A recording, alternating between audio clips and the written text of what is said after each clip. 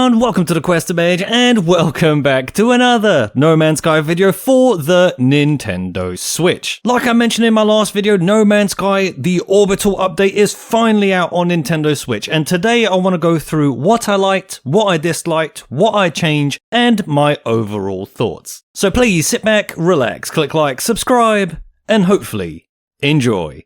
Here we go. Like I said, the Orbital update is now out on Switch, so let's start with the things that I liked. The first thing, and the most obvious thing, are the changes to the space stations. The outside of space stations are brand new, they look very good, and they are procedurally generated. Accompanied with that is inside the space station is also brand new and changes depending on each station. I think the look of the exterior is fantastic. I really like the way these space stations look. It increases the believability of the universe. These space stations should have differences when we go into each system, and I really like the way they look. The next thing that I like are the two multi-tool stations that we now have inside the space station. So when you land, you can go up to the first floor here, you will see that there is a multi-tool station on one side, and if you run over across to the other side, there's a multi-tool station on the other side, giving us two chances to find a multi-tool that we want. To be fair, most of the times that I have seen this, the same multi-tool appears on one side and the other. Sometimes the same one looks-wise, but different classes. Other times, exactly the same one on each side. But I do like the fact that we have now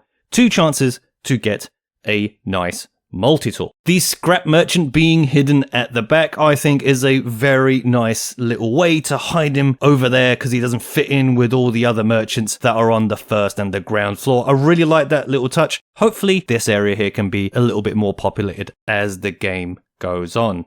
Next would be the Guild Envoy now has a really nice looking desk on the right hand side of the first floor. I really like the way this looks. It stands out more than the other shops in the space station, and it's definitely for me becoming a focal point. Not only is this done for aesthetics, but also we have now the ability to donate items and to redeem items from these envoys, which is something that I find very helpful. So by donating items, we increase our level with the guild envoys, and by doing that, we will unlock more things that we can redeem. Some of the redeemables are free, some of them you have to pay for with units. But the best feature here for me are the discounts. We now get discounts depending on our standing with the guild envoys. Really like this new change. I find myself visiting the guild envoys all the time now. Every single time I go to a space station, I'll always run over there, see what's available, and see what items I need to level up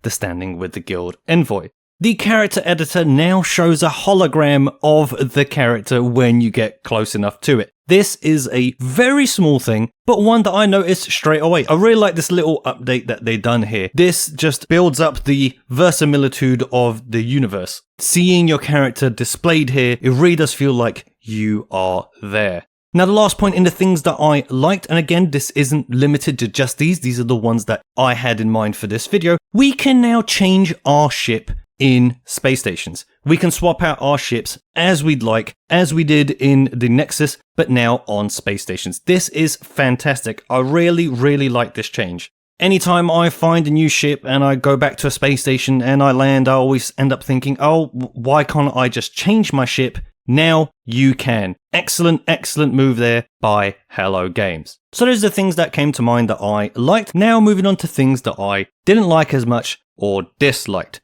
The first thing is the multi-tool vendor is actually obstructed when you try to interact with them. The multi-tool hologram here on the right hand side is way too big, at least the hologram itself, not the actual machine, but the hologram within it. We did have this happen in the Nexus as well. So it seems like they're using the same type of thing for the hologram to be shown here. It's way too long and I find it very difficult. It seems very finicky for you to get in a position to talk with the multi-tool vendor. That's not something that I like. We should be able to just go up to the vendor and speak to them.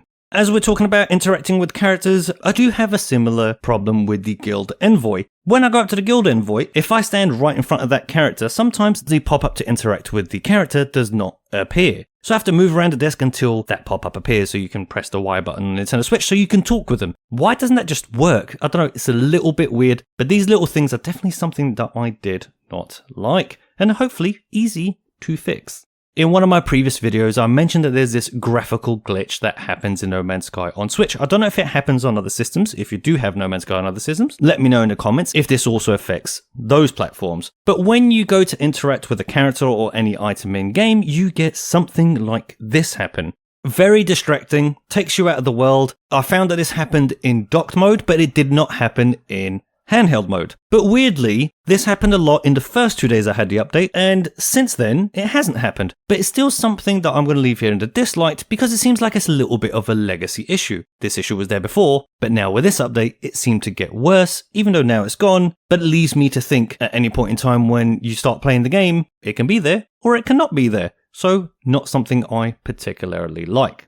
The last thing to talk about in terms of things that I dislike has to do with the layout of the space station itself. So on the ground floor we have facilities like the portal and the shop. On the first floor we have all the other shops. But there's another floor that is elevated on the left hand side of the space stations. Now why is this in my disliked? I actually like this area. I think the area is a nice change. However, for Nintendo Switch this floor kind of seems useless. Because it seems like this area was put there, especially in a GEX system, for multiplayer purposes so that other players can sit down and interact. On Nintendo Switch, we don't have multiplayer. Fair enough that that's a limitation of the console itself. However, seems like this area isn't being used. Even if you do have multiplayer, are you using this area much? I don't know, it seems like the area is meant to maybe be used for something else, but so far, it's just there.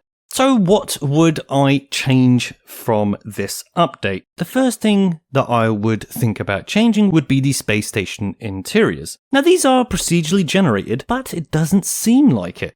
Once you've seen this a few times, it seems like you've kind of seen all of them. The lighting is definitely much better, the shops themselves obviously have been moved, but all the shops are in the same place every time you go to a different space station. So the floor layout of the interior always stays the same. This is something that I would definitely like changed. Why wouldn't this be different? Now I understand that the developer would want to make this functional and easy to know where all the facilities are. However, again for believability, why couldn't these move around a little bit? Not all stations have to be 2 floors. It could just be 1 floor and all the facilities could be spread around a little bit. Little bit weird. Definitely something I changed because it gives you a good visual representation that every station is different, not just the outside, but the inside as well. Which also leads me to something else that I changed, which I've been thinking about for quite a while. When we land our ships in a space station, why not allow that player to exit the ship before it turns round? Now I know this sounds like a small nitpick. However, when you calculate how much time is wasted when the player exits their ship, let's say you've done this 100, 200 times or more, it starts to add up. When the ship lands, it's facing the inner area of a space station, like it always has. Why not allow the player to exit the ship whilst it's looking towards the interior of the space station? Once the player has exited the ship, then the ship would turn around. It's just a thought. So what do you think about this idea? I'm quite curious. Have you thought about this as well? It just seems like to me an easy thing to do to make things a little bit quicker. Another thing that I would change would be, why are there no living quarters in space stations? They are absolutely huge when you look outside. This is nothing new now, it was the same before. However, the space stations now look much bigger. So why wouldn't there be living quarters on the station? Where do the characters on board the station live? Do they get on their spaceships and then just leave? Do they stay there 24 hours a day? I don't know. Why couldn't areas like living quarters be added to space stations or even other areas? Wouldn't it be nice if we could take a lift to another floor, which could be where the living quarters are? The devs could even hide a loading screen during the lift sequence if needed. The player could even maybe buy an apartment where they could have access to shared inventory through a new shared treasure chest. Maybe limited to 20 items, so you couldn't just put all your storage in there, just specific items. This could include storage for multi-tools so that we can save some multi-tools and collect more. Maybe even an area to display in-game achievements like on the wall. This is definitely something that I think could be in the game and something that would add to the overall immersion. So that's what I would change. So what do I think overall about this update? Well, the first thing that I noticed on Nintendo Switch is that the resolution seemed to be lower in the space stations than it was pre-update. quite a noticeable decrease in image clarity. Weirdly though, when playing the game again and again, I noticed that the resolution seemed to improve day by day, and I don't know how that works, but it does. Today, the game looks much better than it did a few days ago, and this isn't because I'm getting used to the visuals, it was definitely a noticeable difference, and now a noticeable improvement since then. Having two multi-tools available also had a positive impact on my normal routine inside space stations. I always check to see both of them now to see if there's a better multi-tool available. The update works well generally in docked mode, except for the graphical issues that I mentioned earlier. In handheld mode, still runs really well. I've spent most of my time warping to different space stations to see the differences and generally just playing the game. I haven't tried the new economy scanner yet, for example. Let me know down in the comments if you have used it and does it add any value to your gameplay. The station cores, I also noticed that you can give them Atlantidium if you're in a dissonant system. Don't know if that was there before, but it's definitely something that I noticed. I wonder what that does. I like all the aesthetic changes that have been applied to the space station exteriors, but would have thought that the interiors could have been more randomized to seem like little hubs of activity. The overall layout seems more functional than the previous space stations, even though I kinda missed the old layout. I think the new one is an improvement though. The new ship customization, or ship building to be more precise, is a nice feature, but it actually didn't hold my interest much yet.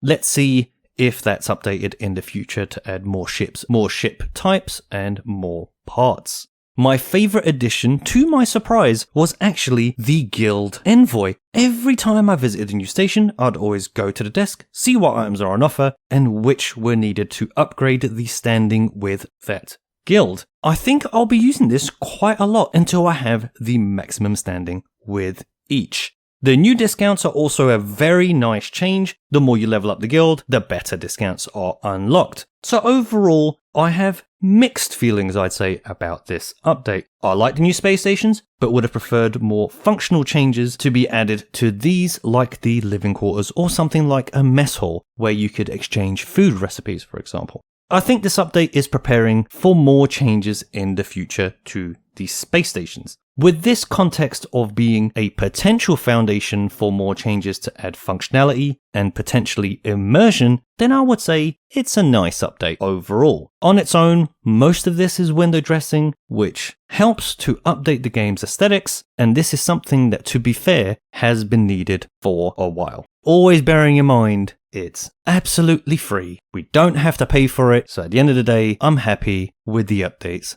that we get. So what do you think of the brand new Orbital update for Nintendo Switch? Do you like it? Do you dislike it? How would you change it? Please let me know down in the comment section and let's have a discussion about it. So that's going to do it for today's video. Thank you very much again for watching. If you like what I do here, please click that like button down below. Helps out the channel a lot. And if you want to see more, please click that subscribe button, as that is the only way this channel can grow. Now I hope you liked this video and I hope to see you in the next one. And until then, thanks again.